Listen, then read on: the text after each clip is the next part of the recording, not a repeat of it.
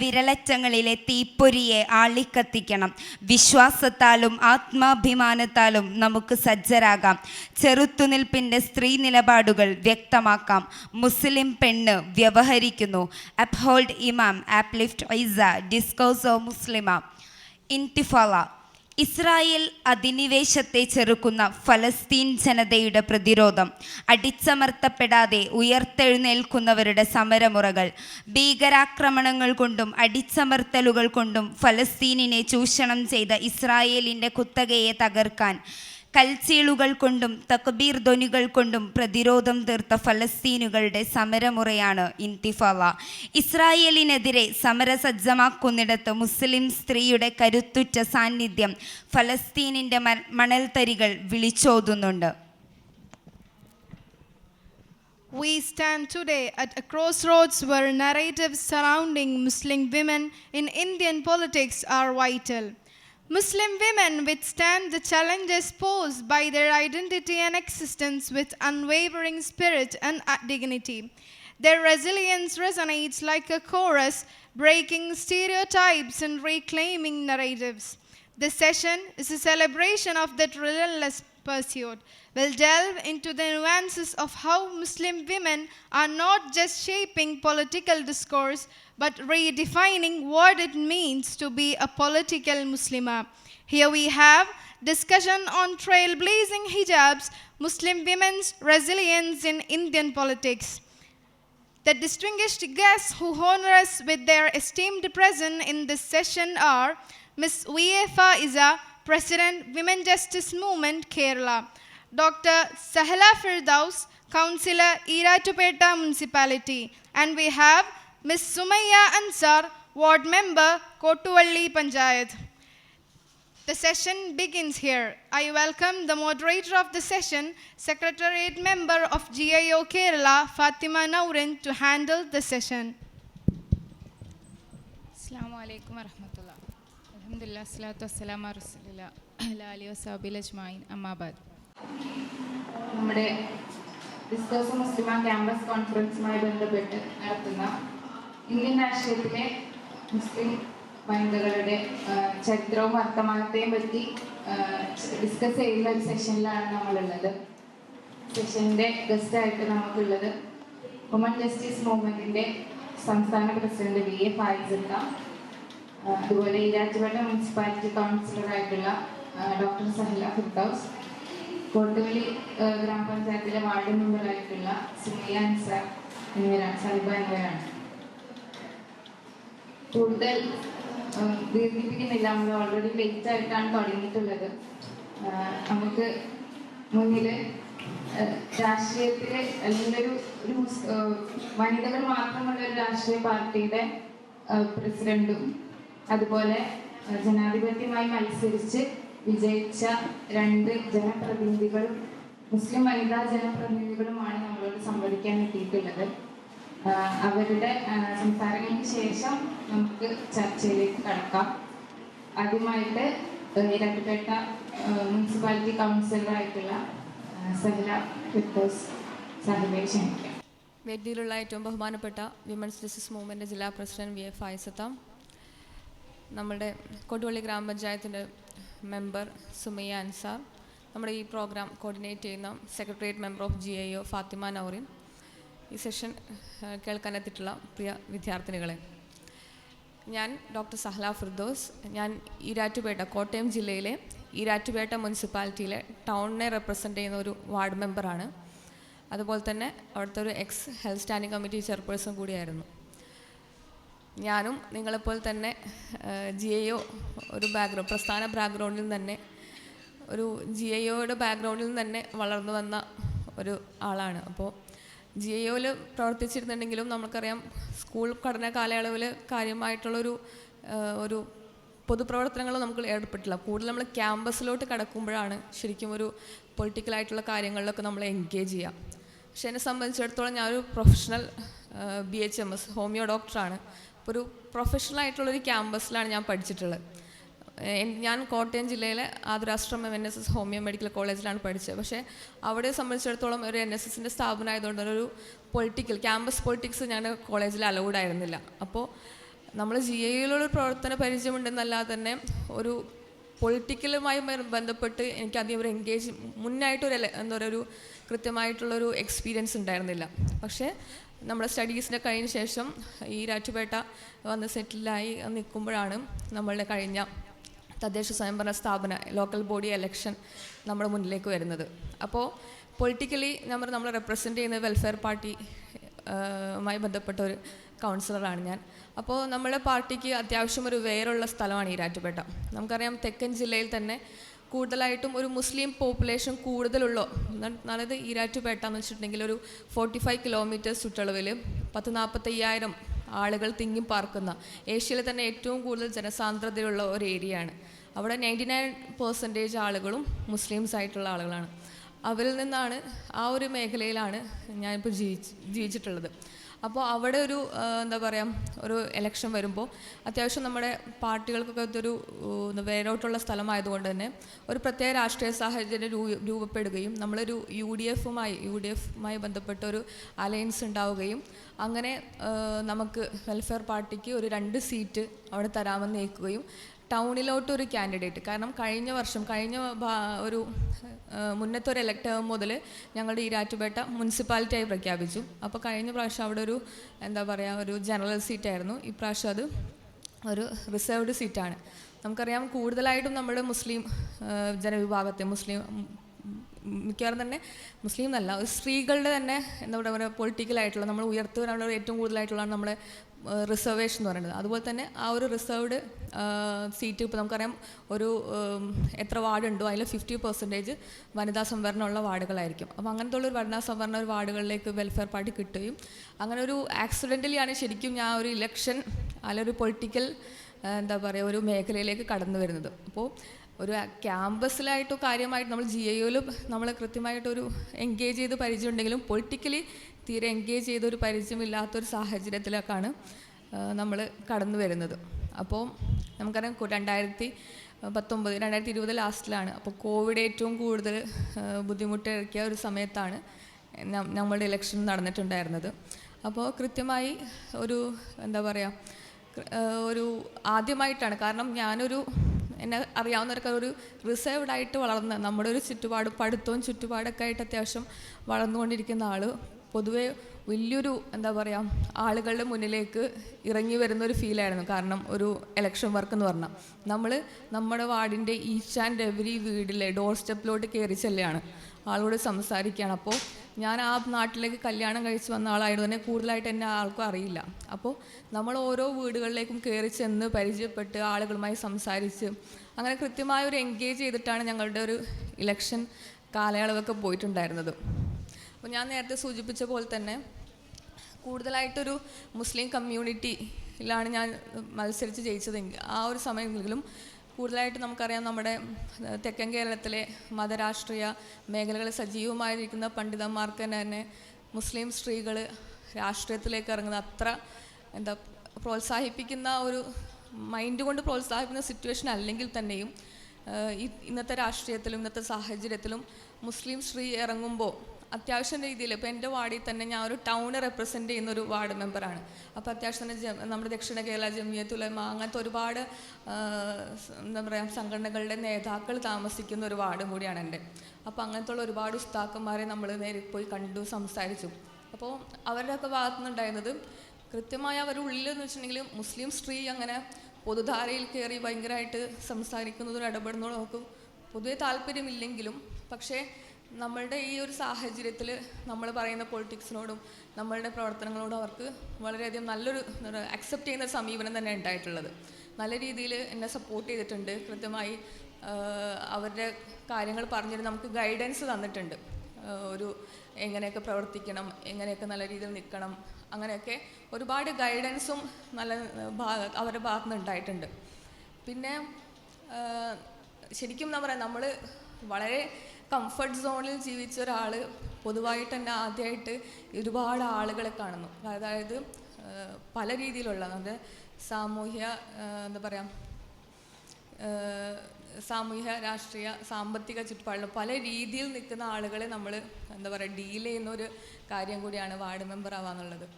അപ്പോൾ അങ്ങനത്തെ എല്ലാ ആളുകളെയും നമ്മൾ കണ്ടു, സംസാരിച്ചു. പിന്നെ അവിടുത്തെ പൊളിറ്റിക്കലായിട്ടുള്ള നമ്മുടെ അനുകൂല സാഹചര്യങ്ങളും നമ്മളുടെ എഡ്യൂക്കേഷനും അങ്ങനെ എല്ലാ ഒരു കാര്യങ്ങൾ കൊണ്ട് ആ ഒരു ലോക്കൽ ബോഡി ഇലക്ഷനിൽ നല്ല രീതിയിൽ നമ്മൾ വിജയിച്ചു.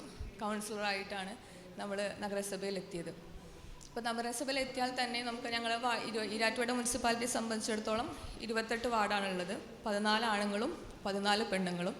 യു ഡി എഫിൻ്റെ ഒരു ഘടകകക്ഷിയായിട്ടാണ് നമ്മളുള്ളത്. 14 പേരാണുള്ളത്. അപ്പോൾ കൃത്യമായ ഒരു എന്താ പറയുക കൗൺസിൽ, നമ്മളുടെ ഭരണപരമായ കാര്യങ്ങളൊക്കെ നമ്മൾ തീരുമാനിക്കുന്നത് കൗൺസിലൂടെയാണ്. കൗൺസിൽ മീറ്റിങ്സ് ഒക്കെ കൂടുമ്പോൾ കൃത്യമായി എന്താ പറയുക അവിടെയാണെങ്കിലും കൃത്യമായി ചെയർമാൻ, വൈസ് ചെയർമാനൊക്കെ കാര്യങ്ങൾ പറയുന്നു. വനിതാ മെമ്പർമാരായിട്ടുള്ള പൊതുവെ ആളുകളൊക്കെ സൈലൻ്റ് ആയിട്ടിരിക്കുന്നു. എന്തെങ്കിലും പാസ്സാക്കേണ്ട വിഷയങ്ങളൊക്കെ വരുമ്പോൾ കൈവെക്കുന്നു, പാസ്സാക്കുന്നു. അതിക്കപ്പുറം ഒരു സ്ത്രീ വനിതാ സംവരണമൊക്കെ ഉണ്ടെങ്കിൽ തന്നെ സ്ത്രീയുടെ ഒരു പ്രാതിനിധ്യം അല്ലെങ്കിൽ സ്ത്രീക്ക് ഉണ്ടാകുന്ന അവിടെ ഒരു വോയിസ് ഭയങ്കര കുറവായിട്ടാണ് എനിക്ക് ആദ്യം ഫീൽ ചെയ്തിട്ടുണ്ടായിരുന്നത്. അതായത് നമ്മൾ കൗൺസിലിൽ കയറുന്നു, കാര്യങ്ങളൊക്കെ ഡിസ്കസ് ചെയ്യുമ്പോൾ ഒരു ടോപ്പിക്ക് വരുന്നു, അതിൻ്റെ കാര്യങ്ങളൊക്കെ ഓരോ പൊളിറ്റിക്കൽ പാർട്ടിയിലുള്ള ആളുകൾ, കൃത്യമായ ആണുങ്ങൾ, പ്രത്യേകിച്ച് ആണുങ്ങൾ തന്നെ അതിനായിട്ട് കാര്യങ്ങൾ സംസാരിക്കുന്നു. പെണ്ണുങ്ങൾ അവിടെ സംസാരിക്കുന്ന ഒരു കാര്യം തന്നെ വളരെ കുറവായിരുന്നു. ഇപ്പോൾ പെണ്ണുങ്ങളായി വനിതകൾ മെമ്പർമാരായിട്ടുണ്ടെങ്കിലും അവിടെ ആക്ട് ചെയ്യുന്നത് അവരുടെ ഭർത്താക്കന്മാരോ അവരുടെ സഹോദരന്മാരായിട്ടുള്ള ആളുകളാണ് അവിടെ ആക്ട് ചെയ്തിട്ടുണ്ടായിരുന്നത്. അപ്പോൾ ശരിക്കും ഒരു വനിതാ സംവരണം അവിടെ വരുന്നുണ്ടെങ്കിലും തന്നെ പ്രാക്ടിക്കലി അത് എത്രത്തോളം പോസിബിൾ ആയിട്ടുള്ള സാഹചര്യം എല്ലായിടത്തും അത്ര പ്രാക്ടിക്കലി അത് പോസിബിൾ അല്ല. അപ്പോൾ ആ തരത്തിൽ അവർ എന്നെയും ട്രീറ്റ് ചെയ്യാൻ ശ്രമിച്ചിരുന്നു.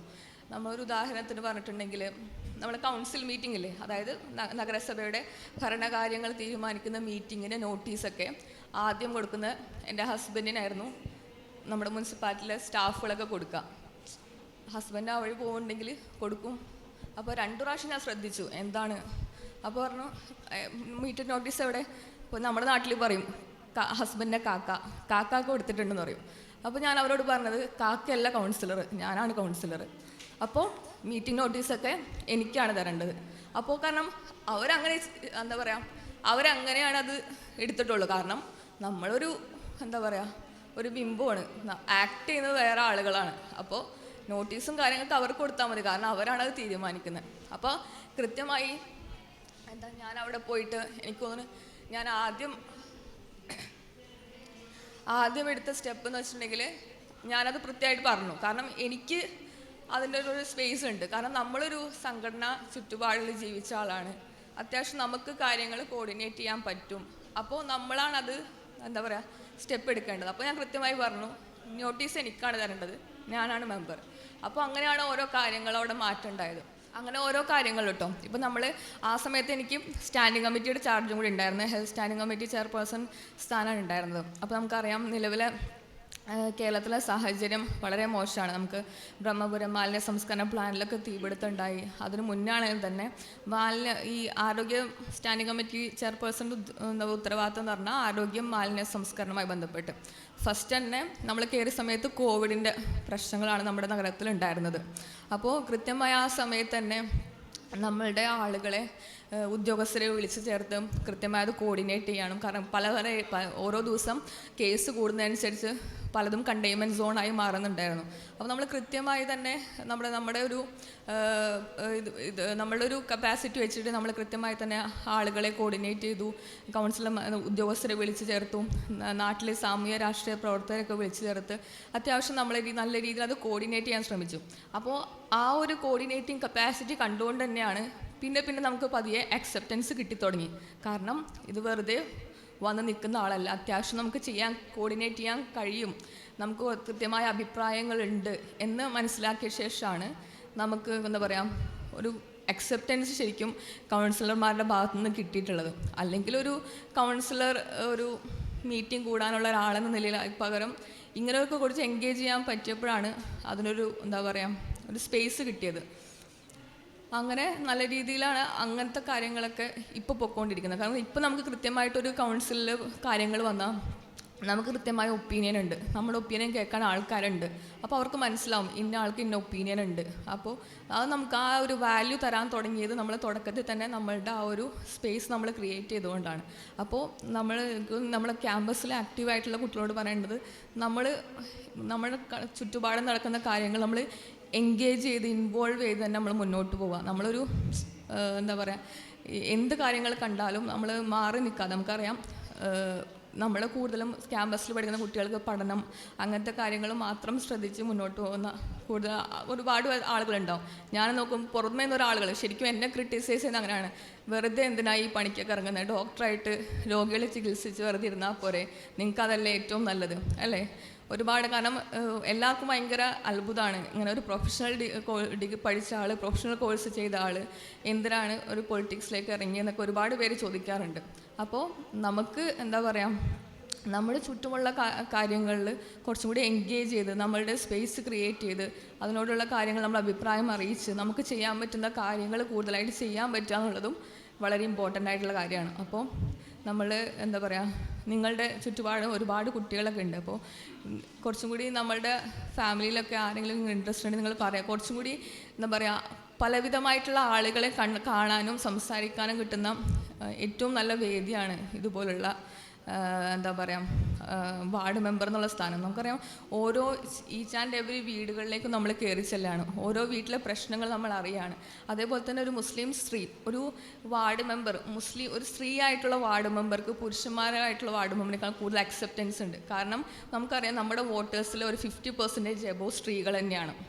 വീട്ടിലെ കാര്യങ്ങളും വീട്ടിലെ പ്രശ്നങ്ങളും അവരുടെ അവസ്ഥകളും കൂടുതലായിട്ടും അറിയുന്നതും സംസാരിക്കുന്നതും സ്ത്രീകളാണ്. അപ്പോൾ സ്ത്രീകൾ വാർഡ് മെമ്പറായിട്ടുള്ള ആ ഒരു ഏരിയയിൽ നമുക്ക് അക്സെപ്റ്റൻസ് പൊതുവേ തന്നെ കൂടുതലായിരിക്കും. അതേപോലെ തന്നെ ഒരു മുസ്ലിം ആവുക എന്നൊക്കെ പറയുമ്പോൾ അല്ലെങ്കിൽ മുസ്ലിം സ്ത്രീക്ക് ചെയ്യാൻ പറ്റുന്ന കാര്യങ്ങൾ ഇപ്പോൾ എൻ്റെ പ്രദേശത്ത് എനിക്ക് കുറച്ചും കൂടി ചെയ്യാൻ പറ്റും. കാരണം ഞാൻ എൻഗേജ് ചെയ്യുന്ന ചുറ്റുപാടിൽ കുറച്ചുകൂടി മുസ്ലിം സ്ത്രീകളും അവരുടെ പ്രശ്നങ്ങളും ഉള്ളപ്പോൾ നമുക്ക് അവരുടെ കാര്യങ്ങൾക്ക് കൂടുതലായിട്ട് എൻഗേജ് ചെയ്യാൻ പറ്റും. നമുക്ക് ഒരു വാർഡ് മെമ്പർ എന്ന നിലയിലൊക്കെ പലവിധമായ പ്രശ്നങ്ങൾ നമുക്ക് അവരെ ഫേസ് ചെയ്യേണ്ടി വരും. അവരുടെ കുടുംബ പ്രശ്നങ്ങളുണ്ടാവും, സ്വത്ത് തർക്കങ്ങളുണ്ടാവും, അല്ലെങ്കിൽ ഭർത്താവുമായിട്ടുള്ള ഇഷ്യൂസ് ഉണ്ടാകും. അങ്ങനെ ഒരുപാട് കാര്യങ്ങൾ എല്ലാം നമ്മൾ സ്ത്രീ എന്ന നിലയിൽ നമ്മളോട് പറയുകയും അതന്നെ ഒരു മുസ്ലിം സ്ത്രീ എന്ന നിലയിൽ നമുക്ക് കൂടുതലായിട്ടും അവരെ ഹെൽപ്പ് ചെയ്യാൻ കഴിയുന്നതും നമ്മളിങ്ങനെ ഒരു എന്താ പറയുക പ്രവർത്തന മേഖലയിൽ വളർന്ന് ജീവിച്ചു വന്നതുകൊണ്ടാണ്. അപ്പോൾ അങ്ങനത്തെ കാര്യങ്ങൾ കുറച്ചും കൂടി എന്താ പറയുക എക്സ്പീരിയൻസിൽ പറയാനുണ്ട്. പിന്നെ നമ്മൾ നിലവിൽ കണ്ടുകൊണ്ടിരിക്കുന്ന ഒരു സാഹചര്യമുണ്ട്. നമ്മുടെ കറണ്ട് പൊളിറ്റിക്സിൽ ഏറ്റവും കൂടുതൽ നമുക്ക് ഫാസിസ്റ്റ് ഭരണകൂടം വാണുകൊണ്ടിരിക്കുന്ന ഈ കാലത്തിൽ അവർ മുസ്ലിം സമുദായത്തിനെതിരെ പലവിധമായിട്ടുള്ള പ്രശ്നങ്ങൾ കൊണ്ടുവരുന്നുണ്ട്. നമുക്കറിയാം മുസ്ലിം ഒരു സമുദായത്തിന് ജീവിക്കാൻ പറ്റാത്ത അവസ്ഥ സൃഷ്ടിക്കുന്ന ഒരു വലിയ പ്രശ്നം നമ്മൾ ഫേസ് ചെയ്യുന്നുണ്ട്. അതിൽ ശരിക്കും ഒരു ഇരയാക്കപ്പെടുന്ന ഒരു ഏരിയ കൂടിയാണ് ഈരാറ്റുപേട്ട. ഞാൻ പറഞ്ഞില്ലേ നേരത്തെ പറഞ്ഞ പോലെ തന്നെ 99% മുസ്ലിങ്ങൾ താമസിക്കുന്ന ഒരു സ്ഥലമാണ്. അപ്പോൾ ഈ അടുത്ത് നമുക്കറിയാം NIA അറസ്റ്റ് ചെയ്ത് പോയിട്ട് അല്ലോ കേരളത്തിൽ ഒരുപാട് സൈമൾട്ടേനിയസ്ലായിട്ട് ഒരുപാട് സ്ഥലത്ത് NIA ഒരുപാട് ആളുകളെ അറസ്റ്റ് ചെയ്ത് കൊണ്ടുപോയി.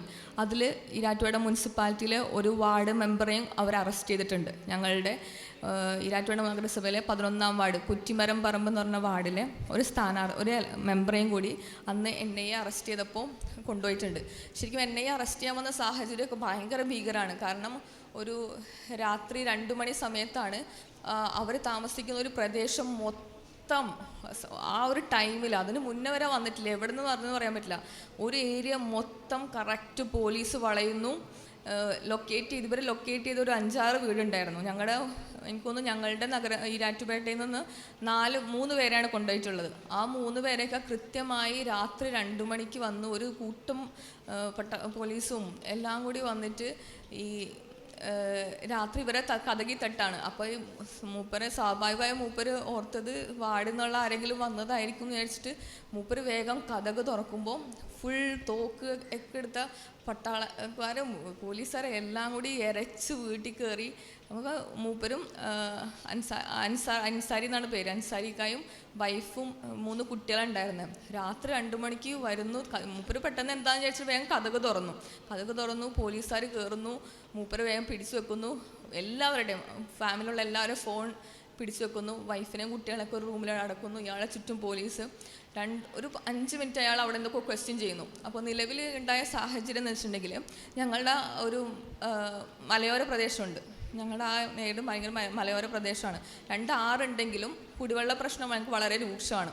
അപ്പോൾ ആ നാട്ടിലെ കുടിവെള്ളം അവരുടെ റെപ്രസെൻ്റ് ചെയ്യുന്ന വാർഡിലെ കുടിവെള്ള പ്രശ്നത്തിനൊരു പരിഹാരമായിട്ട് ഒരു കുടിവെള്ള ടാങ്ക് നിർമ്മിക്കാൻ വേണ്ടിയിട്ട് ഇങ്ങനെ പൈസ സ്വരൂപിക്കുന്നുണ്ടായിരുന്നു. അപ്പോൾ മൂപ്പർക്ക് ഗൾഫിൽ നിന്നും പുറത്തുനിന്നൊക്കെ അവർ സംഘടനാ ബേസിലും കാര്യങ്ങൾക്കൊക്കെ കുറച്ചധികം ഫണ്ട് ഇയാളുടെ ബാങ്ക് അക്കൗണ്ടിലോട്ട് വന്നു.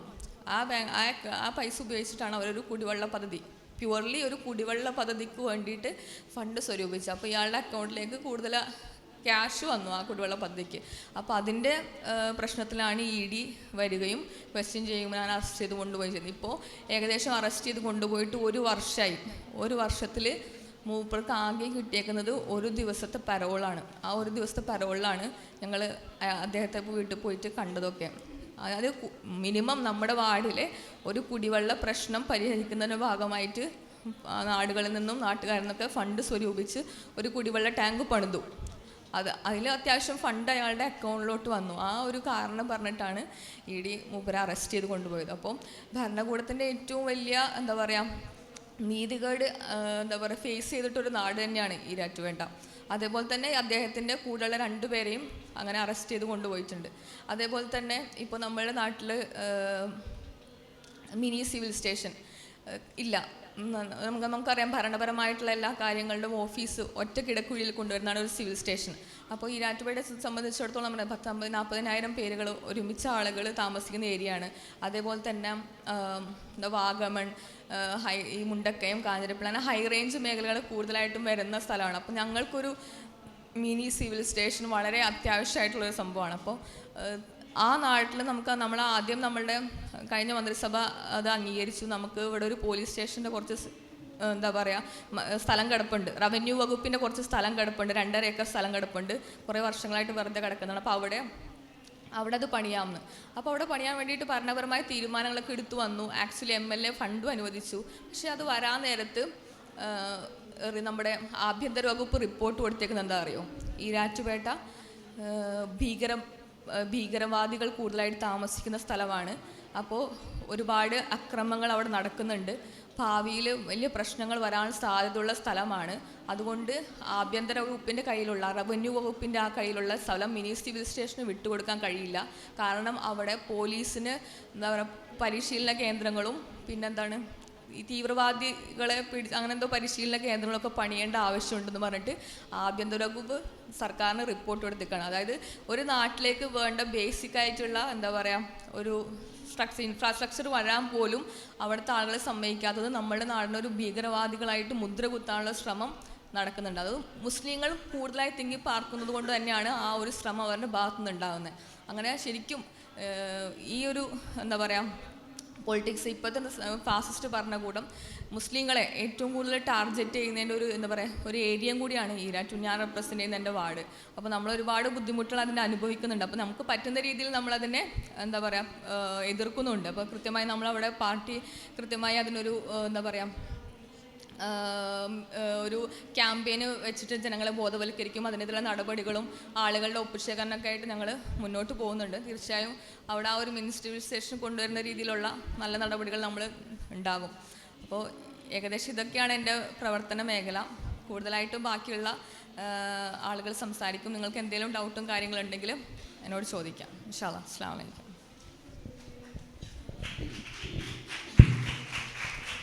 അടുത്തതായി നമ്മളോട് സംസാരിക്കുന്നത് വുമൺ ജസ്റ്റിസ് മൂവ്മെൻറ്റ് സംസ്ഥാന പ്രസിഡന്റ് VF ആയിസത്തെയാണ്. അതിനായി അവരെ ക്ഷണിക്കുന്നു.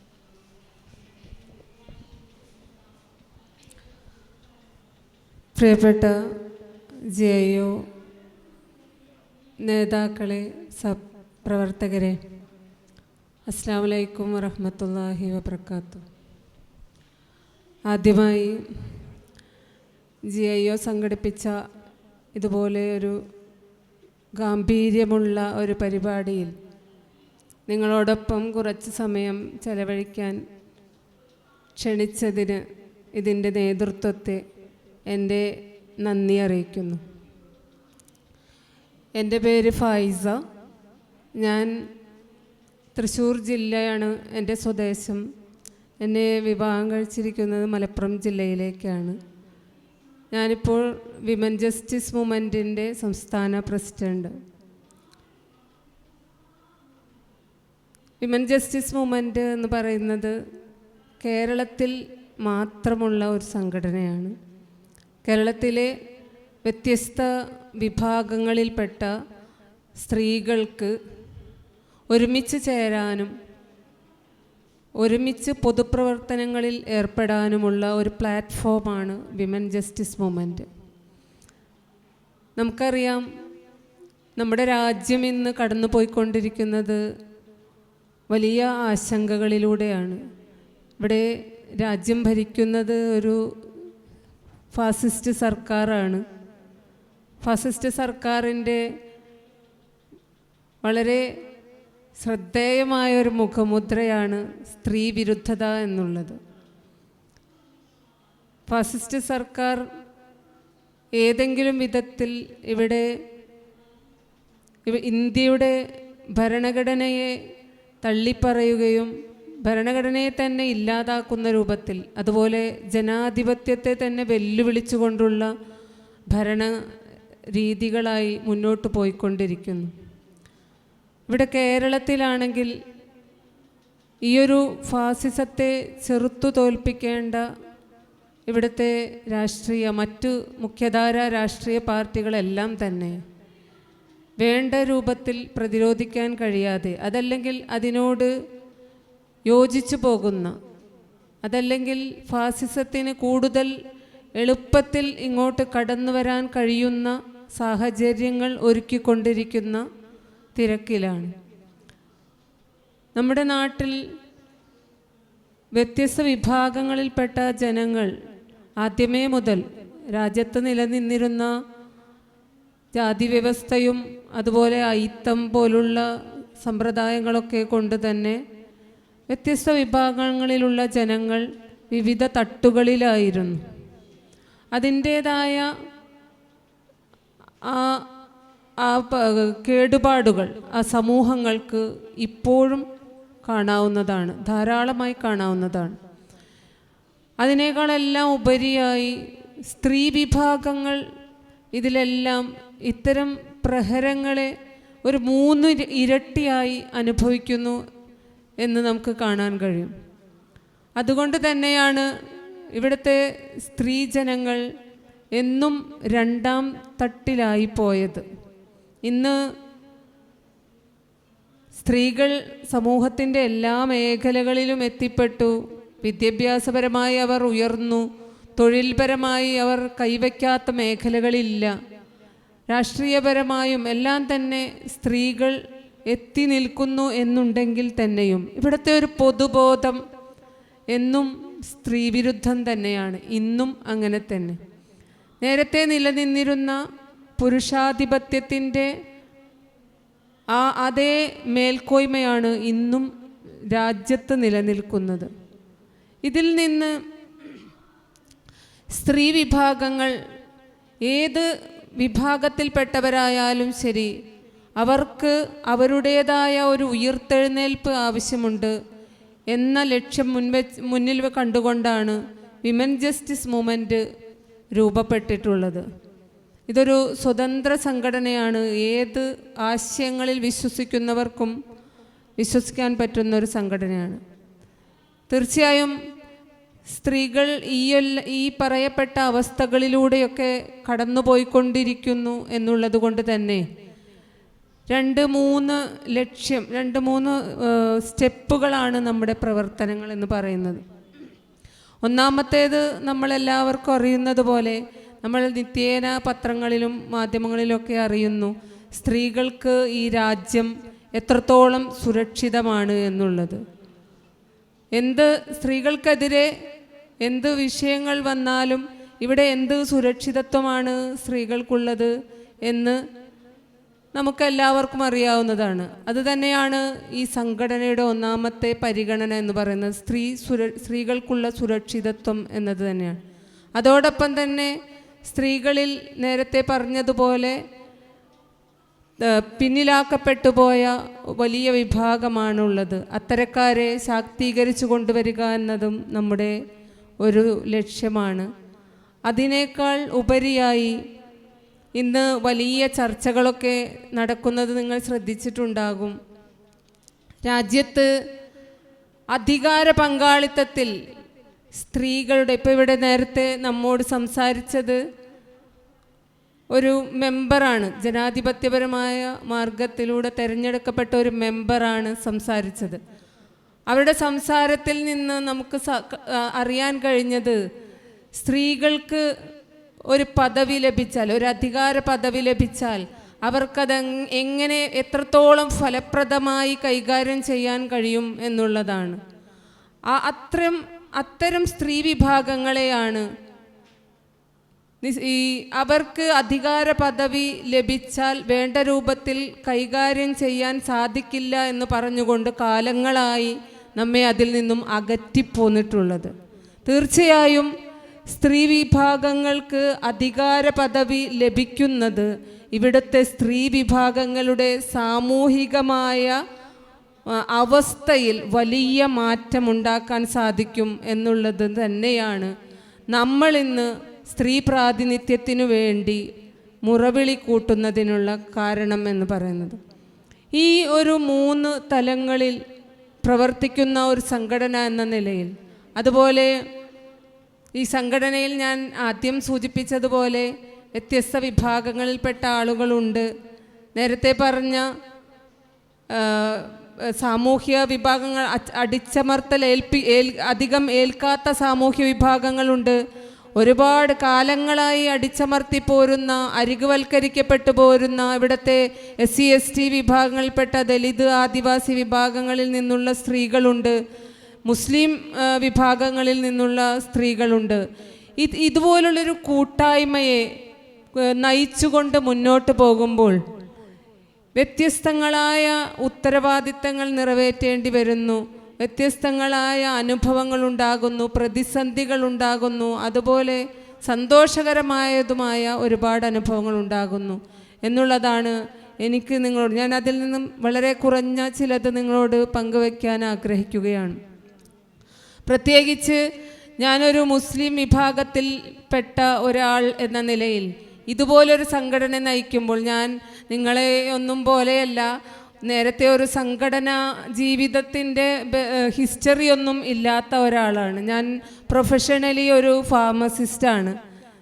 ഞാൻ എൻ്റെ പ്രൊഫഷനുമായി ഒതുങ്ങിക്കൂടി കഴിഞ്ഞിരുന്ന ഒരാളാണ്. അതിൽ നിന്നും ഒട്ടും പ്രതീക്ഷിക്കാതെയാണ് ഞാൻ ഇങ്ങനെയൊരു സംഘടനാ ജീവിതത്തിലേക്ക് വന്നുപെട്ടത്.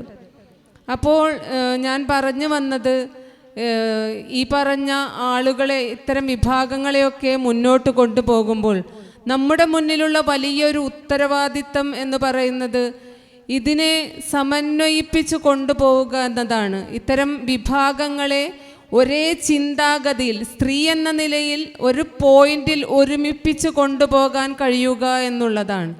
അതോടൊപ്പം തന്നെ നമ്മുടെ സംഘടനയിലുള്ള വ്യത്യസ്ത നേരത്തെ പറഞ്ഞതുപോലെ SC ST വിഭാഗങ്ങളിലൊക്കെ ഉള്ള ദലിത്, ആദിവാസി പ്രതിനിധികളൊക്കെയുണ്ട്.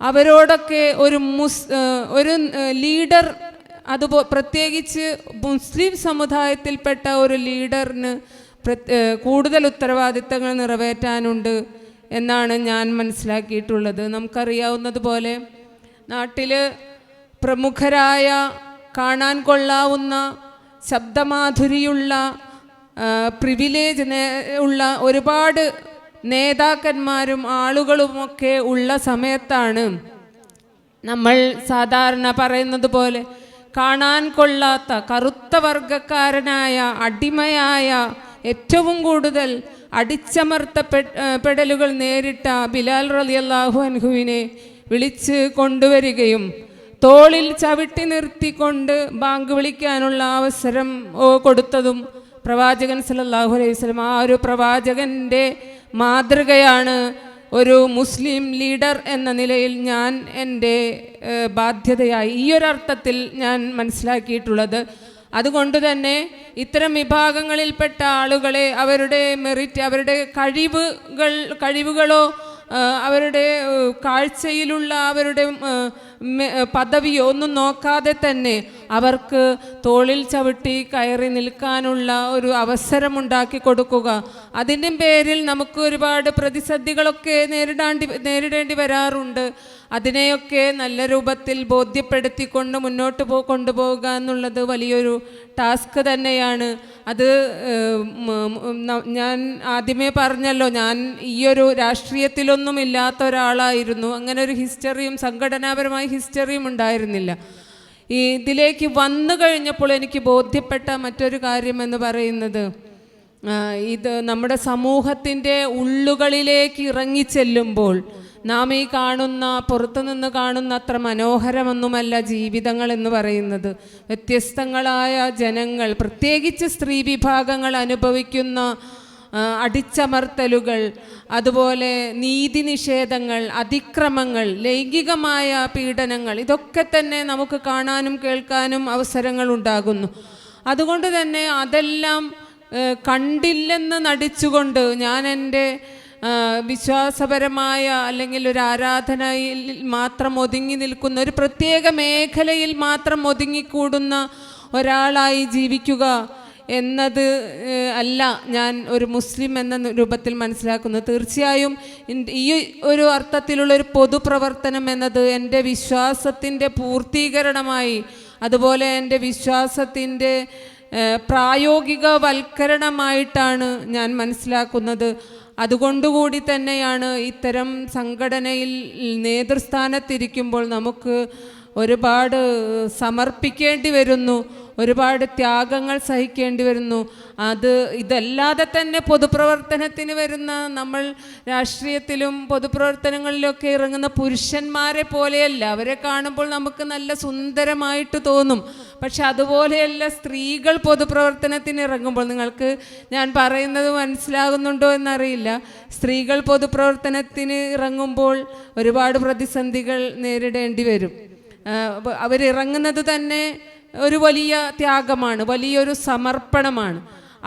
അതിനെ കൂടാതെ അവർ ഒരുപാട് പരിഹാസങ്ങൾ, ഒരുപാട് കുത്തുവാക്കുകൾ, ഒരുപാട് പരാതികൾ, പരിഭവങ്ങൾ എല്ലാം സ്ത്രീകൾക്ക് നേരിടേണ്ടി വരും. അതൊക്കെ നേരിട്ട് അത്തരം പ്രതിസന്ധികളെയൊക്കെ മറികടക്കാനുള്ള ഊർജം എന്ന് പറയുന്നത് എന്നെ സംബന്ധിച്ച് നേരത്തെ ഞാൻ സൂചിപ്പിച്ച ഇതാണ്. എൻ്റെ വിശ്വാസത്തിൻ്റെ പൂർത്തീകരണമാണ് എൻ്റെ പൊതുപ്രവർത്തനം എന്നുള്ളത് തന്നെയാണ് എൻ്റെ ഒരു അനുഭവം എന്ന് പറയുന്നത്. അതുപോലെ ഇവിടെ നേരത്തെ സൂചിപ്പിച്ചതുപോലെ സംഘപരിവാറിൻ്റെ കാലത്താണ് നമ്മൾ ജീവിക്കുന്നത്. എനിക്ക് എൻ്റെ മുന്നിലിരിക്കുന്ന എൻ്റെ കുഞ്ഞു മക്കളോട് എനിക്ക് പറയാനുള്ളത്, ഇനി വരാനിരിക്കുന്ന കാലം എന്ന് പറയുന്നത്, പ്രത്യേകിച്ച് ഒരു മുസ്ലിം സ്ത്രീ എന്ന നിലയിൽ നമുക്ക് ഇവിടെ ജീവിക്കുക എന്നത് വലിയ പ്രയാസകരമായ ഒരു കാലം തന്നെയാണ്. എങ്ങനെ ജീവിക്കുക എന്ന് ചോദിച്ചാൽ മുസ്ലിം പുരുഷൻ തന്നെ ഇവിടെ ആശങ്കയിലാണ്. അതിൻ്റെ 3 ഇരട്ടി വരും മുസ്ലിം സ്ത്രീ ഇറങ്ങുമ്പോൾ തന്നെ അവളുടെ പേര്, അവളുടെ അപ്പിയറൻസ്, അവളുടെ വസ്ത്രധാരണം, അവളുടെ പ്രാക്ടീസ്, വിശ്വാസത്തിൻ്റെ പ്രാക്ടീസ്, ഇതൊക്കെ തന്നെ ചോദ്യചിഹ്നത്തിലായിക്കൊണ്ടിരിക്കുന്ന ഒരു കാലമാണ് ഇപ്പോൾ കടന്നു പോയിക്കൊണ്ടിരിക്കുന്നത്. അതിൻ്റെ തീക്ഷ്ണത കൂടിക്കൊണ്ടേയിരിക്കുന്നു. ഈ ഒരു അവസരത്തിൽ ഇത്തരം സ്ത്രീകൾ നമുക്ക് ചെയ്യാനുള്ളത്, ഇവിടെ സംഘപരിവാർ ഒരു ഭാഗത്ത് ഇതുപോലെ ഒരു വെറുപ്പിൻ്റെ രാഷ്ട്രീയം പ്രസരിപ്പിക്കുകയും വിഭജനത്തിൻ്റെ ആയുധം കൊണ്ട് ആളുകളെ അധികാരത്തിലേറുകയും ചെയ്യുമ്പോൾ നമുക്കതിന് ചെയ്യാനുള്ള ഏറ്റവും വലിയ ആയുധം എന്ന് പറയുന്നത് ഏറ്റവും നമ്പർ 1 മുസ്ലിമായി ജീവിക്കുക എന്നുള്ളത് തന്നെയാണ് ഞാൻ മനസ്സിലാക്കിയെടുത്തോളം. നമ്പർ 1 മുസ്ലിമായി ജീവിക്കുക എന്ന് ഞാൻ ഉദ്ദേശിച്ചത് എന്താണോ പഠിപ്പിക്കപ്പെട്ടത്, ഇസ്ലാമിന് ഇന്ന് ഏറ്റിട്ടുള്ള ഒരുപാട് കറകളേറ്റിട്ടുണ്ട്. ആ കറകളെയെല്ലാം കഴുകിക്കളഞ്ഞ യഥാർത്ഥ ഇസ്ലാം എന്താണോ ആ ഇസ്ലാമിനെ മനസ്സിലാക്കുകയും പഠിക്കുകയും ഉൾക്കൊള്ളുകയും അതിനെ പ്രാക്ടീസ് ചെയ്യുകയും ചെയ്യുക എന്നുള്ളതും അതാണ് നമുക്ക് കയ്യിൽ കരുതാനുള്ള ഏറ്റവും വലിയ ആയുധം. അതോടൊപ്പം തന്നെ നമ്മെപ്പോലെ തന്നെ ഇവിടെ അടിച്ചമർത്തലുകൾ ഏറ്റുകൊണ്ടിരിക്കുന്ന മറ്റു വിഭാഗങ്ങളുണ്ട്. അത്തരം വിഭാഗങ്ങളിലുള്ള സ്ത്രീകളെ ഒരുമിച്ച് ചേർത്ത് നിർത്തിക്കൊണ്ട് അവർക്ക് നമ്മുടെ പോലെ വിശ്വാസത്തിൻ്റെ ഊർജമുണ്ടാവുകയില്ല, വിശ്വാസത്തിൻ്റെ കരുത്തുണ്ടാവുകയില്ല. അതുകൊണ്ട് തന്നെ നമുക്ക് അവരെ ചേർത്ത് പിടിക്കേണ്ട ഒരു ബാധ്യതയുണ്ട്. അവരെ ചേർത്ത് പിടിക്കുക, സംഘടിക്കുക, ശക്തരാവുക, പോരാടാൻ തയ്യാറാവുക, പ്രതിരോധം തീർക്കുക എന്ന് മാത്രമാണ് എനിക്ക് എൻ്റെ സഹോദരിമാരോട് ഈ ഒരവസരത്തിൽ പറയാനുള്ളത്.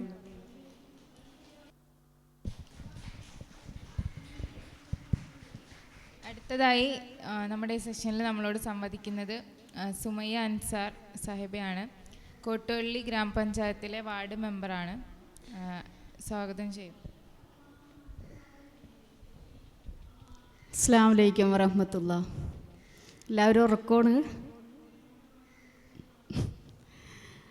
ഞാൻ കോട്ടുവള്ളി ഗ്രാമപഞ്ചായത്ത്, അതായത് എറണാകുളം ജില്ലയിലെ കോട്ടുവള്ളി ഗ്രാമപഞ്ചായത്തിലെ വാർഡ് മെമ്പറാണ്. ഞാൻ പ്രതിനിധാനം ചെയ്യുന്നത് UDF പിന്തുണയോടുകൂടി വെൽഫെയർ പാർട്ടി മെമ്പറായിട്ടാണ്.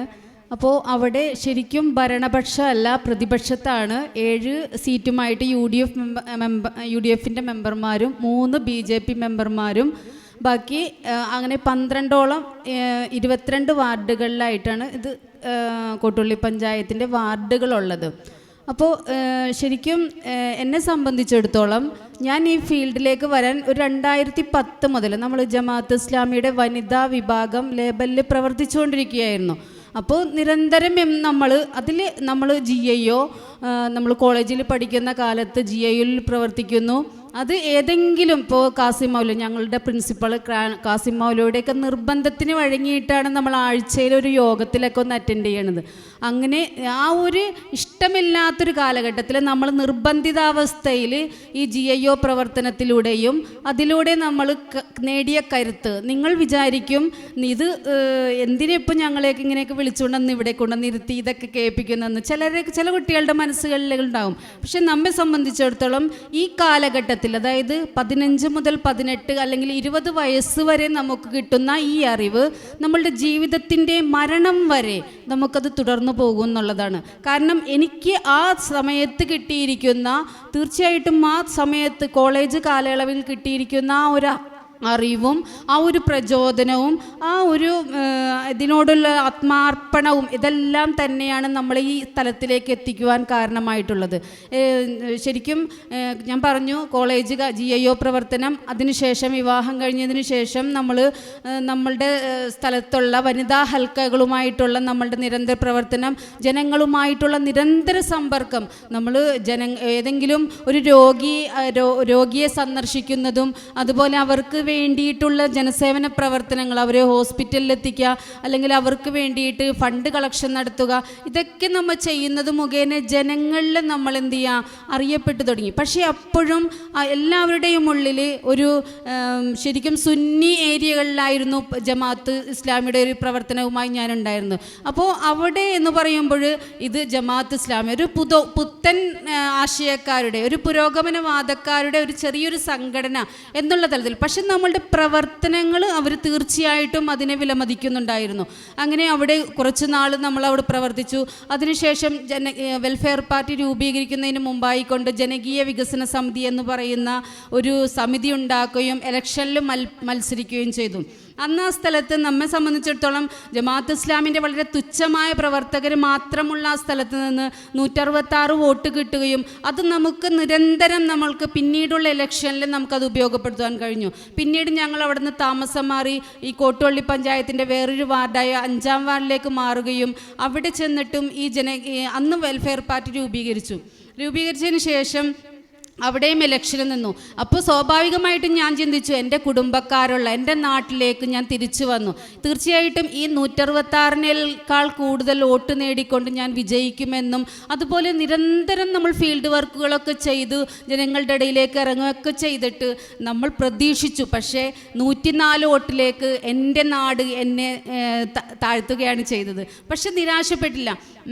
ഈ 104 വോട്ട് നേടിക്കൊണ്ട് പിന്നത്തെ വർഷം, അതായത് പിന്നത്തെ 5 വർഷത്തിന് ശേഷം, പിന്നെ ഈ കഴിഞ്ഞ 2020 ഈ ഇലക്ഷന് നിൽക്കാൻ പോയപ്പോൾ എല്ലാവരും പറഞ്ഞു, ഈ 104 വോട്ട് കൊണ്ട് നമ്മൾ ഒരിക്കലും എന്ത് ചെയ്യില്ല, വിജയിക്കില്ല. കാരണം എന്താണെന്ന് വെച്ചിട്ടുണ്ടെങ്കിൽ അവിടെ SDPI ഉണ്ട്. അവിടെ 2 മുസ്ലിം, അതായത് വെൽഫെയർ പാർട്ടി മുസ്ലിം രാഷ്ട്രീയമാണെന്ന് വിശ്വസിക്കുന്ന ആളുകളാണ്, SDPIയും ഇതാണെന്ന് വിശ്വസിക്കുക, മുസ്ലിം രാഷ്ട്രീയ പാർട്ടിയാണെന്ന് വിശ്വസിക്കുന്ന ആളുകളാണ്. അപ്പോൾ എല്ലാവരും നമ്മൾ വോട്ട് ചോദിക്കാൻ ചെല്ലുമ്പോൾ, അല്ലെങ്കിൽ ഇലക്ഷനുമായിട്ട് ഇറങ്ങുമ്പോൾ ആളുകൾ ചോദിക്കുന്നത്, നിങ്ങൾക്ക് ഒന്നിച്ച് നിന്നുകൂടി, SDPIയും വെൽഫെയർ പാർട്ടിയും കൂടി ഒന്നിച്ച് നിൽക്കുമ്പോൾ മുസ്ലിം വോട്ടുകൾ കൃത്യമായി കൊണ്ട് നിങ്ങൾക്ക് കിട്ടില്ലേ എന്നൊക്കെ ചോദിച്ചപ്പോൾ ഞാൻ അവർക്ക് പറഞ്ഞു കൊടുത്ത മറുപടി എന്ന് പറയുന്നത്, നമുക്ക് വെൽഫെയർ പാർട്ടിക്ക് 104 വോട്ടാണ് നമുക്ക് ലഭിക്കുന്നതെങ്കിൽ തീർച്ചയായിട്ടും നമ്മുടെ വരാനിരിക്കുന്നത് ചിലപ്പോൾ എൻ്റെ മക്കളുടെ അല്ലെങ്കിൽ മക്കളുടെ കാലത്തായിരിക്കാം ഒരു വാർഡ് മെമ്പർ ഉണ്ടാവുന്നത്. തീർച്ചയായിട്ടും ഈ 104 വോട്ടർമാരോട് നമ്മൾ കണക്ക് പറയേണ്ടി വരും. അതുകൊണ്ട് ഒരിക്കലും ഈ വെൽഫെയർ പാർട്ടിയുടെ മത്സരിക്കാതിരിക്കാൻ പാടില്ല. അങ്ങനെ നമ്മൾ കർശനമായി കൊണ്ട് നമ്മൾ ആ ഒരു നിലപാടെടുത്ത്, ജനങ്ങൾ ആദ്യമൊക്കെ നമ്മളെ പിന്തിരിപ്പിക്കാൻ ശ്രമിച്ചു, SDPIയുടെ ആയിട്ട് അലയൻസ് ചെയ്തൂടെ, അങ്ങനെയൊക്കെ ചോദിച്ചു. പക്ഷേ അള്ളാഹുവിൻ്റെ ഒരു അനുഗ്രഹം എന്നുള്ള നിലക്ക് ഞാൻ തീർച്ചയായിട്ടും പറയും, നമ്മൾ എന്തൊരു കാര്യത്തിന് നമ്മൾ ആത്മാർത്ഥമായിട്ട് ഇറങ്ങിപ്പുറപ്പെട്ടുവാൻ പടച്ചവൻ നമ്മളോടൊപ്പമുണ്ട് എന്നുള്ളതിൻ്റെ ഉത്തമമായൊരു തെളിവാണ്. UDFൻ്റെ മെമ്പർമാരെ കിട്ടാതെ UDFകാർ വലയുന്ന സമയത്ത് നമ്മളുടെ ഇലക്ഷൻ വർക്കുകൾ ഈ 104 വോട്ടിൻ്റെ ബലത്തോടുകൂടി നമ്മൾ മുന്നോട്ട് കൊണ്ടുപോകുമ്പോൾ തീർച്ചയായിട്ടും അവരുടെ ഭാഗത്തു നിന്ന് തന്നെ നമ്മളോടിങ്ങോട്ട് ആവശ്യപ്പെടുകയാണ്, UDFൻ്റെ മെമ്പറായിക്കൊണ്ട് താങ്കൾ മത്സരിക്കണമെന്ന്. അങ്ങനെ ആ ഒരു കണ്ടീഷൻ നമ്മളോട് വെക്കുകയും നമ്മൾ അത് യോജിക്കുകയും നമ്മുടെ 22 വാർഡിലെയും ജമാഅത്ത് ഇസ്ലാമിയുടെയും വെൽഫെയർ പാർട്ടിയുടെയും വോട്ട് UDFന് നൽകിക്കൊണ്ട് 5-ാം വാർഡിലെ വോട്ട് UDF നമുക്ക് നൽകിക്കൊണ്ടും ആ ഒരു കണ്ടീഷൻ വ്യവസ്ഥയിൽ നമ്മൾ ഇലക്ഷനിൽ നിൽക്കുകയാണ്. എല്ലാവരും ഒത്തൊരുമയോടുകൂടി ഏറ്റവും ഉത്സാഹത്തോടെ UDFൻ്റെ ആളുകൾ നമുക്ക് വേണ്ടി നന്നായിട്ട് പ്രവർത്തിച്ചു. അതിൻ്റെ അടിസ്ഥാനത്തിൽ നമുക്ക് അവിടെ ഒരു വാർഡ് മെമ്പർ ഉണ്ടായി. ഈ കോട്ടുവള്ളി പഞ്ചായത്തിനെ സംബന്ധിച്ചിടത്തോളം ഒരിക്കലും പ്രതീക്ഷിക്കാൻ പറ്റാത്ത, ഒരിക്കലും വെൽഫെയർ പാർട്ടിക്ക് പ്രതീക്ഷയില്ലാതിരുന്നൊരു സ്ഥലത്ത് നിന്നാണ് നമുക്ക് കോട്ടുവള്ളി പഞ്ചായത്തിനൊരു മെമ്പർ ഉണ്ടായിരിക്കുന്നത്. അപ്പോൾ അത് നമ്മൾ നിലനിർത്തി പോകേണ്ടത് ആ ഒരു വാർഡ് മാത്രമല്ല, തൊട്ടപ്പുറത്തെയും ഇപ്പുറത്തെയും വാർഡുകളിലും കൂടി ചലനം ഉണ്ടാക്കിക്കൊണ്ട് നമ്മൾ മുന്നോട്ട് പോകണമെന്ന് തീർച്ചയായിട്ടും തരാം. അതുകൊണ്ട് തന്നെ എന്നെ സംബന്ധിച്ചിടത്തോളം ഒരുപാട് ഉത്തരവാദിത്തങ്ങളുണ്ട്. അതായത് നമ്മൾ ഈ 3 വർഷം, ഇപ്പോൾ കഴിഞ്ഞ 2020 നമ്മൾ കയറിയിട്ട് ഇപ്പോൾ 2023 ഡിസംബർ 21-ാം തീയതി 3 വർഷം പിന്നിട്ടിരിക്കുകയാണ്. നമ്മൾ ഈ ചെയ്ത പ്രവർത്തനങ്ങളെല്ലാം ഇനി ചെയ്യാവുന്നത് അതിലേറെയുണ്ട് എന്നുള്ള ദൃഢനിശ്ചയത്തോടുകൂടി ഈ 2 വർഷം ഇനി നന്നായി പണിയെടുത്തെങ്കിൽ മാത്രമേ നമുക്ക് ഈ വാർഡ് ഇനിയും തിരിച്ചു പിടിക്കാൻ കഴിയുള്ളൂ. തൊട്ടപ്പുറത്തെയും ഇപ്പുറത്തെയും വാർഡുകളും നമുക്ക് രൂപപ്പെടുത്താൻ സാധിക്കുകയുള്ളൂ. അപ്പോൾ അതിന് വേണ്ടിയിട്ട് നമ്മൾ വ്യക്തമായിട്ട്, അതായത് ജനങ്ങളുടെ ഇടയിൽ സദാ നമ്മളുണ്ട്. സദാ എന്ന് പറഞ്ഞാൽ ഞാൻ നിങ്ങളോട് പറയുന്നു, നിങ്ങളെല്ലാവരും തന്നെ ചിലപ്പോൾ നിങ്ങളുടേതായ വീട്, കുടുംബം അല്ലെങ്കിൽ നിങ്ങളുടെ ചുറ്റുപാടുകളും മാത്രം ചിന്തിക്കുന്ന ആളുകളാകാതെ നമുക്ക് പറ്റാവുന്ന മേഖലകളിലേക്ക് നമ്മൾ ഇറങ്ങിപ്പുറപ്പെടണം. നമുക്ക് വേണ്ടി നമ്മുടെ അടിസ്ഥാന സൗകര്യങ്ങൾ നമുക്കുണ്ട്. നമുക്ക് തണൽ പാലിയേറ്റീവുകൾ പോലെ, അതുപോലെ നമ്മുടേതായ ഓരോ സ്ഥാപനങ്ങളുണ്ട്. ഇപ്പോൾ ഏത് ഭാഗത്തു നിന്നും, ഇപ്പോൾ വാർഡിൻ്റെ ഏത് ഭാഗത്തു നിന്നും നമുക്ക് ആരെന്ത് പറഞ്ഞാലും നമ്മുടെ പ്രവർത്തകർക്ക് അതിനുള്ള, അതായത് നമ്മളുടെ അംഗസംഖ്യ വളരെ കുറവായുള്ളൂവെങ്കിൽ പോലും 100 ആളുകൾക്ക് പകരം നമുക്കൊരു 10 ആളല്ലെങ്കിൽ 5 ആളുണ്ടെങ്കിലും നമ്മളുടെ പ്രവർത്തകർക്ക് ആ ഒരു ഈമാനികമായ ആവേശം കൊണ്ട് അവർ തീർച്ചയായിട്ടും നമുക്കെല്ലാ ഹെൽപ്പും ചെയ്തുകൊണ്ടിരിക്കുന്നുണ്ട്. അത് തന്നെയാണ് ഇന്നും ഓരോ ജനങ്ങളും, അതായത് ഞാൻ നമ്മളെ ഒരിക്കലും വിരിച്ചു പറയുന്നതല്ല, ഇപ്പോഴും ഇന്നലെ രാത്രി വരെ ക്രിസ്മസ് ആയിക്കൊണ്ട് നമ്മുടെ വീടുകളിലേക്ക് ക്രിസ്ത്യൻ സഹോദരൻ സഹോദരന്മാർ വരികയും അവരുടെ ഗിഫ്റ്റുകൾ നമുക്ക് കൈമാറുകയും ചെയ്യുന്നതിലൂടെ നമ്മൾ മനസ്സിലാക്കുന്നുണ്ട് അവർ നമ്മൾ എത്രത്തോളം ഏറ്റെടുക്കുന്നു എന്നുണ്ടെന്നുള്ളത്. തീർച്ചയായിട്ടും നല്ലൊരു മാറ്റത്തിന് വേണ്ടിയിട്ടായിരിക്കാം നമ്മൾ ഈ രംഗത്തേക്ക് വരുന്നത്. ഒരു മുസ്ലിം വനിത എന്ന് പറയുന്നത്, ഇപ്പോൾ എന്നെ സംബന്ധിച്ചിടത്തോളം നമുക്ക് ഈ പൊളിറ്റിക്കൽ എന്ന് പറയുന്നത്, രാഷ്ട്രീയ പ്രവർത്തനം എന്ന് പറയുന്നത് മറ്റുള്ളവർ കാണുന്നത്, അതായത് കണ്ടുകൊണ്ടിരുന്നത് ഒരു മോശപ്പെട്ട ഒരു സാഹചര്യത്തിലേക്ക് നമ്മൾ എത്തിപ്പെടുന്നു എന്നുള്ളതാണ്. അഴിമതിയുടെയും കെടുകാര്യസ്ഥതയുടെയും മറ്റ് ലൈംഗിക ചൂഷണങ്ങളുടെയും ഒരു വിളനിലമായിരുന്നു രാഷ്ട്രീയ പ്രവർത്തനം എന്ന് വിലയിരുത്തപ്പെടുന്നു. പക്ഷെ നമ്മളെപ്പോലെയുള്ള ആളുകൾ തീർച്ചയായിട്ടും ഈ രംഗത്തേക്ക് കടന്നു വരുമ്പോൾ ഒരിക്കലും അഴിമതിയില്ലാത്ത, കഴിഞ്ഞ തവണ ഞങ്ങളുടെ വാർഡിൽ എപ്പോഴും കോൺട്രാക്ടർമാർ പഞ്ചായത്തിൽ വരുമ്പോൾ എന്നെ കാണുമ്പോൾ പറയണത് മെമ്പറെ കുറിച്ച് നല്ല മതിപ്പാണ് കേട്ടോ എന്ന്. കാരണം എന്താണെന്ന് വെച്ചാൽ നമ്മൾ അങ്ങോട്ട് പൈസ കൊടുത്തിട്ടാണ്. അതായത് എൻ്റെ വാർഡിൽ ഒരു വർക്ക് നടക്കാതിരുന്ന സന്ദർഭത്തിൽ, ഒരു റോഡിൻ്റെ വർക്ക് നടക്കാൻ ആ ഏറ്റെടുത്ത കോൺട്രാക്ടർക്ക് പൈസ ഇല്ലാത്തൊരവസ്ഥയിൽ അദ്ദേഹം അത് ചെയ്യാതിരിക്കുന്ന ഘട്ടത്തിൽ നമ്മളെല്ലാവരും കൂടി സംഘടിച്ച് 5 ലക്ഷം രൂപ അദ്ദേഹത്തിന് അങ്ങോട്ട് കടമായി കൊടുത്തുകൊണ്ട് ടാർ എടുക്കുന്നതിനും മറ്റ് മെറ്റീരിയൽസ് വാങ്ങുന്നതിനും വേണ്ടിയിട്ടുള്ള സഹായങ്ങൾ നൽകിയതിൻ്റെ ഫലമായി കൊണ്ട് ഇന്നും കോൺട്രാക്ടർമാരുടെ ഇടയിൽ ചർച്ചയാണ്. 5-ാം വാർഡിലെ മെമ്പർ 5-ാം വാർഡിലൊരു വർക്ക് എടുത്തു കഴിഞ്ഞിട്ടുണ്ടെങ്കിൽ തീർച്ചയായിട്ടും അവിടുത്തെ മെമ്പർ ഞങ്ങൾ സഹായിക്കുമെന്നുള്ളത്. അങ്ങനെയുള്ള ഒരു വിശ്വാസം, അതായത് രോഗാവസ്ഥയിലാണോ അല്ലെങ്കിൽ മറ്റെന്തെങ്കിലും സാമ്പത്തിക ബുദ്ധിമുട്ടുണ്ടോ, ഇപ്പോൾ ലൈഫിൻ്റെയൊക്കെ വീടുകളും ഒരുപാട് ആളുകൾക്ക് സ്വന്തം കയ്യിൽ നിന്ന് പൈസ എടുത്ത് ചെയ്യാൻ പറ്റാത്തൊരവസ്ഥയിൽ അവർക്ക് മാൻ പവർ ആയിക്കൊണ്ട് നമ്മുടെ പ്രവർത്തകർ അവരുടെ വീടുകൾ പണിതു കൊടുക്കുന്നൊരു കാഴ്ച. അങ്ങനെ നമ്മളുടെ എല്ലാ പവറും ഉപയോഗപ്പെടുത്തി നമ്മളൊരു വാർഡ് മെമ്പർ ആയിക്കോട്ടെ, നമുക്ക് ചെയ്യാൻ പറ്റുന്ന ജനസേവനത്തിന് ഒരു ദിവസത്തിൽ നമുക്കൊരു 5 എണ്ണമെങ്കിലും നമുക്ക് തീർച്ചയായിട്ടും ചെയ്യാൻ സാധിക്കും. ഒരു 5 നമ്മളുടെ പ്രസ്ഥാനവും നമ്മുടെ നേതൃത്വവും നമ്മളോട് പറയുന്നത് നിങ്ങൾ ജനസേവനം ചെയ്യൂ, ഇന്ന റിപ്പോർട്ട് തയ്യാറാക്കൂ. പക്ഷേ റിപ്പോർട്ട് തയ്യാറാക്കാനായിട്ടുള്ള സമയം നമുക്കില്ലാത്തുള്ളത് കൊണ്ടാണ് നമുക്ക് ഏറ്റവും ജനങ്ങളുമായിട്ട് സംവദിക്കാൻ പറ്റുന്ന ഏറ്റവും നല്ലൊരു കർമ്മമണ്ഡലമാണ് നമ്മുടെ രാഷ്ട്രീയ പ്രവർത്തനം എന്ന് പറയുന്നത്. നമ്മൾ വെറുതെ വായന, പഠനം, മറ്റ് നമ്മുടെ ഒരു സംഘടനാ സംവിധാനം എന്ന് പറയുന്നത് കുറേ നമ്മൾ ശരിയായിട്ട് പോന്നുകൊണ്ടിരിക്കുന്നത് കുറച്ച് ഖുർആൻ ക്ലാസ് കേൾക്കുക, ആഴ്ചയിൽ ഒരു ദിവസം ഖുർആൻ ക്ലാസ് കേൾക്കുക, പിന്നെ ഏതെങ്കിലും ഒരു സ്കോഡ്, ഒരു ദൗവ സ്കോഡ് അല്ലെങ്കിൽ ഒരു ഇസ്ലാഹി സ്കോഡ്, ഇതോടുകൂടി നമ്മുടെ പ്രവർത്തനങ്ങൾ അതോടുകൂടി തീർന്നു എന്നുള്ള മട്ടാണ്. പക്ഷേ നമ്മളുടെ അജണ്ട മാറ്റിയേ പറ്റൂ. നമ്മളുടെ ആഴ്ചയിലുള്ള സ്കോഡുകൾ മാറ്റിക്കൊണ്ട് നിരന്തരം ആളുകൾക്ക് ദിവസേന നമുക്ക് ചെയ്തു കൊടുക്കാവുന്ന പ്രവർത്തനങ്ങൾ നിരവധിയാണ്. ഒരുപാട് ആളുകൾ നമ്മളെ ആഗ്രഹിക്കുന്നുണ്ട് തിരിച്ചു വരുവാൻ. എൻ്റെ വാർഡിലെ ചേട്ടന്മാർ പറയും, മെമ്പർ അടുത്ത പ്രാവശ്യം നിന്നില്ലെങ്കിൽ ഞങ്ങൾ വോട്ട് ചെയ്യാൻ പോവില്ല കേട്ടോ എന്ന്. അത്രയും മാത്രം ഏറ്റവും കൂടുതൽ നമ്മളുടെ വിഭാഗത്തിലുള്ള ആളുകളല്ല, നമ്മുടെ സഹോദര സമുദായത്തിലെ ഇതര മതസ്ഥരായ ആളുകളാണ് നമ്മളോട് ആവശ്യപ്പെട്ടിരിക്കുന്നത്. നമ്മളെ അനുഭവിക്കാൻ അവർ തയ്യാറാകുന്നുണ്ട്. നമ്മൾ അവരിലേക്ക് ഇറങ്ങിച്ചെന്നപ്പോൾ തീർച്ചയായിട്ടും അവർ നമ്മളെ കേൾക്കാനും അറിയുവാനും അവർ ശ്രമിക്കുന്നുണ്ട്. അതുകൊണ്ട് നല്ലൊരു പ്രതികരണമാണ് ഇത്രയും വരെ അള്ളാഹുവിൻ്റെ അനുഗ്രഹത്താൽ ലഭിച്ചുകൊണ്ടിരിക്കുന്നത്. അത് നമുക്ക് ഒരിക്കലും നമ്മുടേതായ ഒരു സ്വാർത്ഥതയ്ക്ക് വേണ്ടിയിട്ടല്ല, നമ്മുടെ പാർട്ടിക്കും നമ്മുടെ പ്രസ്ഥാനത്തിനും നമ്മുടെ ഇഹപര ജീവിതത്തിനും വേണ്ടിയിട്ടുള്ളൊരു മുതൽക്കൂട്ടാണ് നമ്മളുടെ ഈ രാഷ്ട്രീയ പ്രവർത്തനമെന്ന് നമ്മൾ മനസ്സിലാക്കുക. ഒരിക്കലും ഒരു തെറ്റായ മാർഗത്തിലേക്ക് പോകുന്നതിനോ മറ്റ് നമ്മൾ ആലോചിക്കുന്നുണ്ടല്ലേ, നമ്മുടെ ഈ കേന്ദ്രത്തിലുള്ള ഭരണവ്യവസ്ഥ കാണുമ്പോൾ നമുക്ക് വിഷമം തോന്നാറില്ലേ? നമ്മുടെ കേരളത്തിലുള്ള കാട്ടിക്കൂട്ടലുകൾ കാണുമ്പോൾ നമുക്ക് വിഷമം തോന്നാറില്ലേ? ഇങ്ങനെ വിഷമം തോന്നി. ഇപ്പം എൻ്റെ വീട്ടിലാണെങ്കിലും ഞാൻ എൻ്റെ ഭർത്താവിനോട് ഞാൻ പറയും, ഇങ്ങനെ ഇരുന്ന് പ്രതികരിച്ചിട്ടൊന്നും കാര്യമില്ല. അതായത് അദ്ദേഹം ഫുൾ അങ്ങോട്ട് സപ്പോർട്ടല്ലേ. ഇപ്പോൾ ഈ പറയുന്നത് പോലെ ഇപ്പോൾ സഹല പറഞ്ഞു എൻ്റെ ഭർത്താവിനെ കാണുമ്പോൾ അവിടെ വെച്ച് ഉദ്യോഗസ്ഥർ നോട്ടീസ് കൊടുക്കുന്നു. എന്നെ സംബന്ധിച്ചിടത്തോളം അതല്ല. എൻ്റെ ഭർത്താവിൻ്റെ പിന്തുണ എന്ന് പറയുന്നത് പൂർണ്ണമായിട്ടുള്ളൊരു തോതിലൊന്നും അദ്ദേഹത്തിൻ്റെ ഭാഗത്തു നിന്നില്ല. എന്നിരുന്നാൽ പോലും സമയം അതിക്രമിക്കുന്നു, ഞാൻ നിർത്തുകയാണ്. അതായത് നമുക്ക് പിന്തുണയുണ്ട്, പക്ഷെ നമ്മൾ എൻ്റെ ഭർത്താവിനെ സമ്മതിക്കുന്നില്ല എന്ന് പറഞ്ഞുകൊണ്ട് നമ്മുടെ രാഷ്ട്രീയമായിട്ട് അല്ലെങ്കിൽ ജനങ്ങളെ സേവിക്കുന്ന നമ്മളുടെ ഓരോ ആഗ്രഹങ്ങളും കൂച്ചുവിലങ്ങിടാനുള്ളതല്ല. നമുക്ക് പറ്റുന്ന മേഖലകളിൽ വളരുവാനും വികസിക്കുവാനും ഒക്കെയുള്ള സാഹചര്യം നമ്മുടെ പാർട്ടിയും പ്രസ്ഥാനവും നമുക്ക് നൽകുന്നുണ്ട്. എല്ലാവരും അത് ഉപയോഗപ്പെടുത്തണമെന്നൊരിക്കൽ കൂടി പറഞ്ഞുകൊണ്ട് ഞാൻ എൻ്റെ വാക്കുകൾ നിർത്തുന്നു. അള്ളാഹു ഈ പരിപാടിക്ക് പഠിച്ചവൻ എല്ലാവിധ അനുഗ്രഹങ്ങളും ഇത് കേൾക്കുന്ന ഇതിൽ പങ്കെടുക്കുന്ന എല്ലാ വിദ്യാർത്ഥികൾക്കും എല്ലാവിധ ആശയപരമായിട്ടും എല്ലാ തരത്തിലും അവരുന്നതിയിലെത്തട്ടെ എന്ന് പ്രാർത്ഥിച്ചുകൊണ്ട് നിർത്തുന്നു. അസ്സലാമു അലൈക്കും വറഹ്മത്തുള്ളാഹി.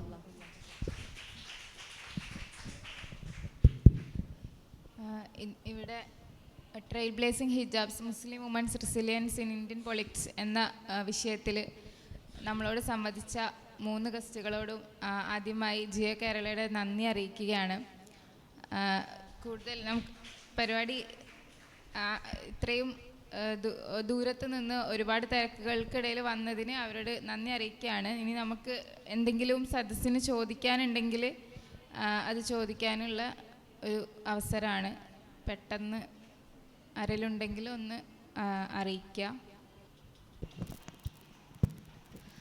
തുടർന്ന് ഗസ്റ്റുകൾക്കുള്ള ഉപഹാര സമർപ്പണമാണ്.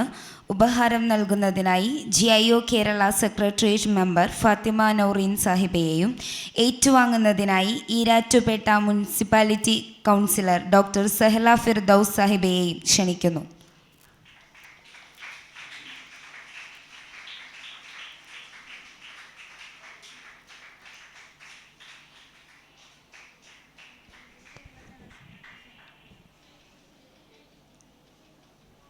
ശുക്രൻ. തുടർന്ന് ഉപഹാരം നൽകുന്നതിനായി GIO Kerala general secretary Suhana Abdul Latheef സാഹിബയെയും ഏറ്റുവാങ്ങുന്നതിനായി Women Justice Movement Kerala president VA Faiza സാഹിബയെയും ക്ഷണിക്കുന്നു.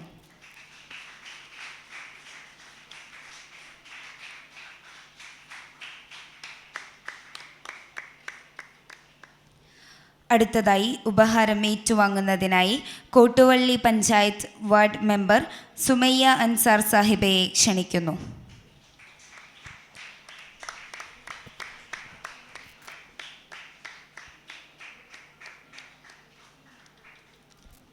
ശുക്രൻ. രാഷ്ട്രീയ മേഖലയിലെ സ്ത്രീ സാന്നിധ്യത്തെ കൃത്യമായി അടയാളപ്പെടുത്തുന്ന മുസ്ലിം സ്ത്രീ ചരിത്രത്തിൻ്റെ ഊർജത്തെയും കരുത്തിനെയും നെഞ്ചിലേറ്റി രാഷ്ട്രീയ മേഖലയിൽ തങ്ങളുടെ പ്രാതിനിധ്യമുറപ്പിച്ച ധീര സഹോദരിമാർക്ക് അഭിവാദ്യങ്ങളും പ്രാർത്ഥനകളും. ഇതോടുകൂടി വേദി ഇന്തിഫാലയിലെ സെഷൻ അവസാനിച്ചിരിക്കുന്നു.